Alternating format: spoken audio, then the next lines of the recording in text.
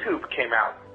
A lot of the people in the, because that's when I was doing a little stuff in the entertainment business. People now at some of the networks, the big television network execs, when somebody said, what would you think of a website where you just play 2 and 3 minute videos, that are created by me and you? They said, that's stupid. That's not how we watch TV. Television is created by studios, and you watch it in 30-minute and 60-minute segments. And people said, no, that's just all that's available. So they stopped talking to the industry, and they said they're just acting their friends, consumers. Do you think it'd be cool if there was a place we could watch each other's 2-minute videos? And the market said, yeah, do that. So the television industry completely passed, thought it was a dumb idea. A couple of people went ahead and did it anyway, and the rest is history. So that was our experience as well, is that the market will tell you what they like, and if they like it, nobody can stop you from being successful delivering it. Well, that is a key learning. It reminds me, I need to ask you, we're coming to the end of our time, but how did you get to produce a horror film? I'm getting a little tangential here, but how did that whole thing come about? Because it seems to be a bit of a swerve, and yet as I'm hearing you talk through your career, you always had sort of the music media model in mind. But you know what it is? It's that my focus has always been, even though I'm a tech guy, my focus has always been on marketing and trying to understand the end consumer, the customer, and what it is they want, and pretty much always in consumer markets. The entertainment business is nothing different. Even though everybody told me you don't understand, it's the film business, I said, no, it's a value equation where there's some value you can deliver to consumers, figure out what they want, figure out how to deliver it to them, and figure out how to do it in a financial way that everybody wins. I was not convinced that any other industry is different. In the end, you have to have a well-run business. You have to have financial controls. You have to have effective marketing. You have to know who your market is. So I had always been fascinated by the creative process of filmmaking, but also by the marketing prowess of Hollywood.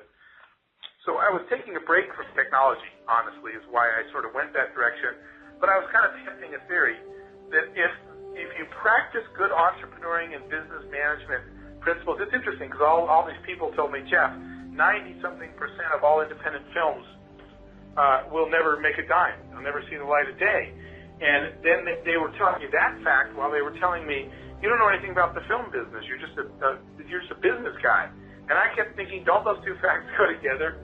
Maybe the reason that 90-something% of all independent films never see the light of day is because they don't run it like a business. They run it like an art project. Yeah. So the reason I did that was to sort of test my entrepreneuring theory that if we combined art and business and got some talented artists to make a film, but have put a business and entrepreneurial team together to try to sell and market and finance it, there should be a victory in there. And it was almost comical that, in fact, the film was financially successful. Well, what was it, 1.4 million, and you got 100 million?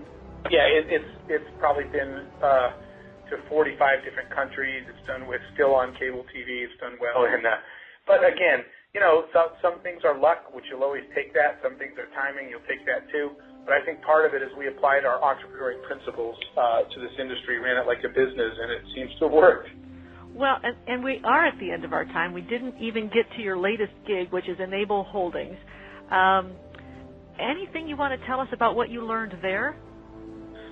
I guess it's sort of very similar. I think that probably the most important lesson we learned there was about niche. When I came into the company, and this one was different because I did not create this company, it already existed, but the company was trying to be too many things to too many people. And the same lesson applied to that company is advice I'll give to anybody listening, which is narrow your focus and excel at something before you try to do everything. Amazon sells a lot of stuff now, but they didn't start that way. They became the source for online books, right? They were very focused on getting really good at one thing. And once it was really good, once you were really comfortable with them as a customer buying books, you were then willing to say, okay, they're good. What else? I wonder what else they got. The best companies that got that way by excelling at one thing. Zappos became the best online shoe company there was. Now they actually sell other clothing and accessories, but they didn't start that way. They knocked out the shoe market. So that was sort of the lesson we learned. I came into a company that was trying to be too many things to too many people, and we picked something that we could excel at. And in this case, it was the liquidation market, not retail. We're not competing with the Best Buys of the world and the online retailers. What we said is we will specifically just do liquidations. It's something we know well, it's something we can compete at, and it's something we can be really good at. Once we excel at that, then we can look at expansion. So I would tell, again, anybody listening, keep focused and become a recognized leader in one thing you can do really well before you try to do everything else. All right. Any advice? Boy, this conversation could go on another hour or two. I'm sorry. No, do not apologize. I mean, you have a great value equation, Jeff. You're knocking this one out of the park, and I appreciate that. Any advice to anybody looking to sell their business? Yes, I think that so I guess a couple of pieces to close with. First of all, the valuation piece. Valuation is a very difficult process, and you need help. You need experts.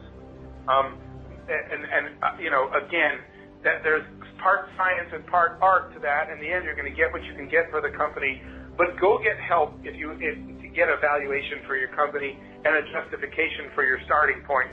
Otherwise, you get very beat up over that. The second piece is make sure that you're building value before you're worrying about selling your company, so that you really have something to value.